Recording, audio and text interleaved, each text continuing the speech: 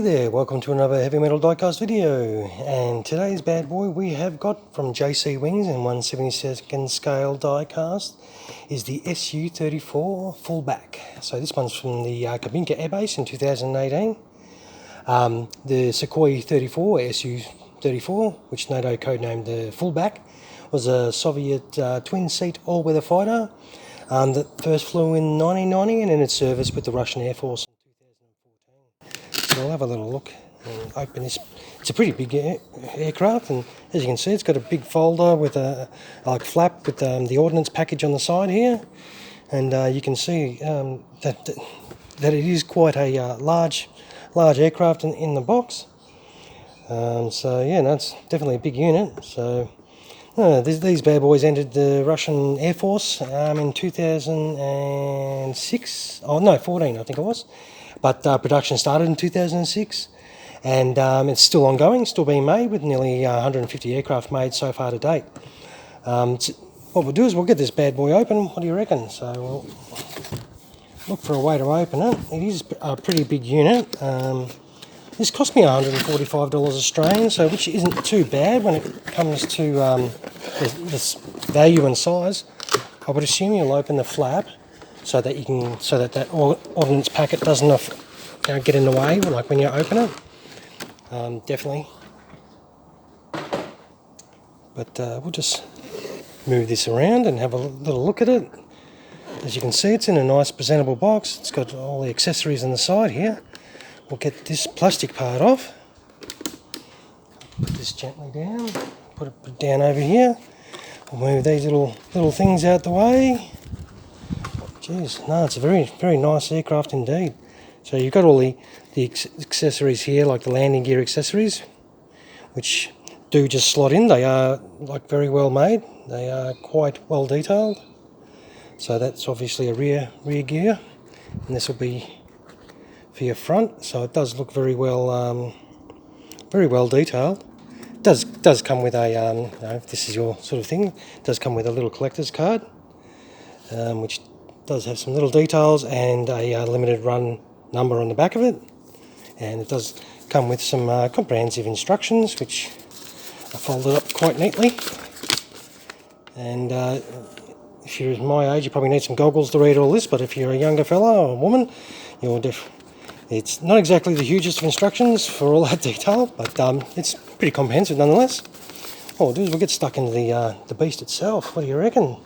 So these were based on the Su-27 flanker design, but this was what was different in regards to this. Just it's a bit of a struggle to get it out. I don't want to wreck it.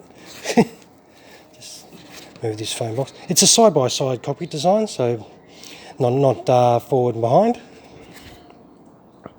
So we'll just move this stuff out the way, and as you can see, this thing is quite huge. It's a nice looking aircraft. I love this colour scheme. This is fantastic. I don't know if you can really see. So, but yeah, these bad boys are expected to replace the ageing Su-24s and the Tu-22 bombers that are currently in service. But this thing's a beast. It's nice. I'm hoping this comes up nicely where we're outside as per usual. So I'm hoping this daylight really shows off this camouflage scheme, because it is a beautiful camouflage scheme, this one. This is very nice. It's a nice bit of kit. So no, this thing's sexy, definitely. No, this is definitely a nice beast, this one. And it's not a petite aircraft. Look at the size of it. So I think it's quite a nice aircraft, that's for sure. So we'll see if we can see some cockpit detail, if it'll allow us to sort of have a look in there for you. I'll try. But you can see all the panel line details. That's fantastic. I really love it. No, it's very nice. Hopefully that's all in focus for you. My apologies if it isn't. So what we'll do is we'll gently flip this over and have a look at some of these details from underneath. I've got to try and be careful that I don't flick anything on the top of the aircraft off with my hand underneath. But you can really see the engine details there and the underwing details. So obviously there's ordnance that goes on pylons there. What I'll do is I'll put some undercarriage on. What do you reckon? I'll swap hands. It should be a straightforward process. You've got your sort of modules that just plonk straight in. Bang. Even someone with my sausage fingers and, you know, job done. Just got to put a little bit of, I'm not sure if that one's incomplete yet, but and this one just plonks straight in there. And that should be with the gear in. I just want to make sure that's slotted in nicely.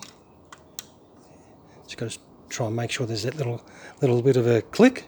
So all little gear, you just push down a little bit on there and that makes sure, and we will dare to flip it over, and that's it. Look at that, the birds are screaming how happy they are, this beast. I'll have a little zoom in for you. What do you reckon? Yeah, definitely a tough bit of kit. And this is the ordnance package. So obviously these for all your pylons that go underneath the wing, and then you just put on all the ordnance that you want to have on the aircraft of your choosing, I suppose, and you just kit it all out. One thing I do want to show you, that the ordnance is actually magnetised. So when you're putting the ordnance on, it does magnetically get attached to the aircraft, which I think is really cool, and I thought I would make you all aware of that. But yeah, no, this is a beast. As I said, $145, and that was with the delivery cost and everything. That's all up, including deliveries to my door.